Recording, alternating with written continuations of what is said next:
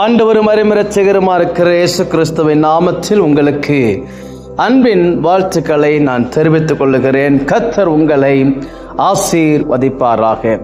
நெகேமியாவின் 52 நாட்கள் ஜெபம் 11வது நாளில் உங்களை சந்திப்பதில் நான் மகிழ்ச்சி அடைகிறேன். கர்த்தர் உங்களை ஆசீர்வதிப்பாராக. அல்லேலூயா. ஒவ்வொரு நாளும் ஒவ்வொரு ஸ்தோத்திரம் வார்த்தையை நாம் தியானித்து கொண்டிருக்கிறோம். 11வது நாள் இன்றைக்கு நாம் எதை குறித்து நாம் தியானிக்க போகிறோம் என்று சொன்னால், நேர்மையான தலைமைத்துவம். அல்லேலூயா.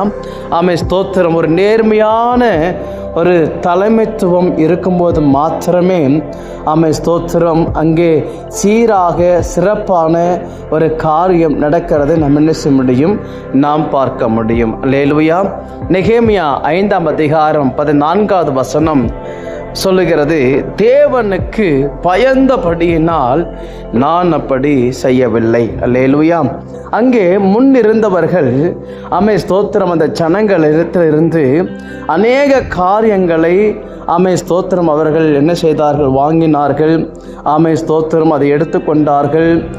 ஸ்தோத்திரம் இப்படி பல காரியங்களை செய்ததை அந்த அதிகாரத்தில் வாசிக்கும் போது நமக்கு தெரியும்.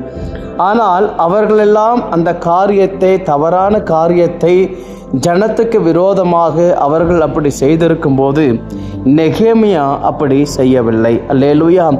ஏன் அவர் அப்படி செய்யாததுக்கு காரணம் என்னவென்று சொன்னால், அவர் தேவனுக்கு பயந்தபடியினால். அல்லேலூயா. ஸ்தோத்திரம். தேவன் என்னை பார்த்து கொண்டிருக்கிறார், தேவன் என்னை ஸ்தோத்திரம் கண்ணோக்கி கொண்டிருக்கிறார் என்கிற அந்த உணர்வு, அந்த தெய்வ பயம் நெகேமியாவினிடத்தில் இருந்ததுனால அவன் ஒரு காரியத்தை, தேவனுக்கு விரோதமான காரியத்தை, ஜனங்களுக்கு விரோதமான காரியத்தை அவன் செய்யவில்லை. அல்லேலூயா. நீதிமொழிகள் 11ஆம் அதிகாரம் 3வது வசனத்தை வாசிக்கும் போது, உத்தமரின் நேர்மை அவர்களின் நடத்தும், துரோகிகளின் மாறுபாடு அவர்களை அழிக்கும் என்று நாம் பார்க்கிறோம். அல்லேலூயா. இன்றைய உலகத்தில் ஸ்தோத்திரம் திறமை உள்ள தலைவர்கள் பலர் இருக்கலாம், ஆனால் நேர்மையான தலைவர்கள் மிகவும் அரிது. தேவன் தேடுவது திறமை மட்டுமல்ல, நேர்மையும் பரிசுத்தமும் தேவ பயமும் கொண்ட தலைவர்களையே. அல்லேலூயா. நெகேமியா எருசலேமின் மதிலை 52 நாட்களில் கட்டி எழுப்பியது அவருடைய நிர்வாக திறமை மாத்திரமல்ல, ஸ்தோத்திரம் அவருடைய நேர்மையான தலைமைத்துவத்தினாலும். ஆமென். அல்லேலூயா. நேர்மையான தலைமைத்துவம் அவரிடத்தில் ஸ்தோத்திரம். அந்த வசனத்துக்கு 3 காரியத்தை நாம் பார்க்க முடியும். ஒன்று, தேவ பயம். ஸ்தோத்திரம். அல்லேலூயா. தேவ பயம் அது நேர்மையின் அடித்தளமாக இருந்தது. அல்லேலூயா. அந்த தெய்வ பயம் ஸ்தோத்திரம், கர்த்தருக்கு பயப்படுகிற பயம் நெகேமியாவுக்குள் இருந்ததுனால ஒரு தவறான ஒரு காரியத்தையோ அல்லது ஜனத்துக்கு மாறுபாடான காரியத்தையோ அவன் செய்வதற்கு துணிவில்லை. அல்லேலூயா. காரணம், தேவன் என்னை கண்ணோக்கி பார்க்கிறார் என்கிற அந்த ஒரு உணர்வு அவனுக்குள்ள இருந்ததை, நெகேமியாவுக்குள்ள இருந்ததை நாம் என்ன செய்ய முடியும், நாம் பார்க்க முடியும். அல்லேலூயா. தேவ பயம் உள்ள தலைவர் அதிகாரத்தை தவறாக என்ன செய்ய மாட்டார்கள், பயன்படுத்த மாட்டார்கள். அல்லேலூயா. அவர்கள் தேவனுக்கு பிரியமானதை செய்வதையே என்ன செய்வார்கள், நோக்கமாக கொண்டிருப்பார்கள். அல்லேலூயா. ஸ்தோத்திரம். 2வது, மக்களின் நலனை முன்னிலைப்படுத்தும் தலைவர். அல்லேலூயா. அந்த மக்கள் அவரிடத்தில் முறையிடும் போது நெகேமியா ஸ்தோத்திரம் அந்த தலைவர்கள் எல்லாம் கூப்பிட்டு என்ன செய்கிறார், அவர் அங்கே மிரட்டுகிறதை பார்க்க முடியும். ஏன் இப்படி செய்தீர்கள், ஏன் அவர்களுக்கு விரோதமாக இந்த காரியத்தை செய்தீர்கள் என்று சொல்லி, அவர்களை நீ இந்த காரியத்தை செய்யக்கூடாது என்று சொல்லி அவரிடத்தில் என்ன செய்த, கடிந்து கொண்டதை பார்க்க முடியும். அவர்களும் நீ என்ன செய்ய மாட்டோம், இப்படி செய்வதில்லை, நீ செய்ய மாட்டோம் என்று சொல்லி அவர்கள் கூறிவிட்டு சென்றார்கள். அல்லேலூயா. ஸ்தோத்திரம். மக்களுடைய காரியத்தை, மக்களுடைய நலனை முன்னிலைப்படுத்தும் தலைவராக ஸ்தோத்திரம் நெகேமியா இருந்தார். அல்லேலூயா. ஆமென் ஸ்தோத்திரம். அதுலேயே மூன்றாவது காரியம், சோதனையிலையும் அவர் நேர்மையை காத்து கொண்ட தலைவராயிருந்தார். அல்லேலூயா. சன்பல்லாத்தும் மற்றவர்களும் நெகேமியாவை ஏமாற்ற முயன்றார்கள். ஆலயத்தில் ஒளிந்து கொள்ள சொன்னார்கள். ஆனால் அது தேவ சித்தம் அல்ல என்பதை அறிந்து அவர் அதை மறுத்தார். அல்லேலூயா. அந்த சோதனையான காலகட்டத்திலையும் அந்த நேர்மையை, ஆமென் ஸ்தோத்திரம், தேவன் அழைத்த நோக்கம் என்ன, தேவன் என் மேல வைத்த திட்டம் என்ன, நான் எடுத்த தீர்மானம் என்ன என்பதை அறிந்து அதில் அவர் உறுதியோடு கூட அவர் சென்றார். அல்லேலூயா. ஆமென் ஸ்தோத்திரம். நேர்மையான தலைவர் பயத்தால் தவறான முடிவை எடுக்க மாட்டார். அல்லேலூயா. சத்தியத்தை என்ன செய்வார்?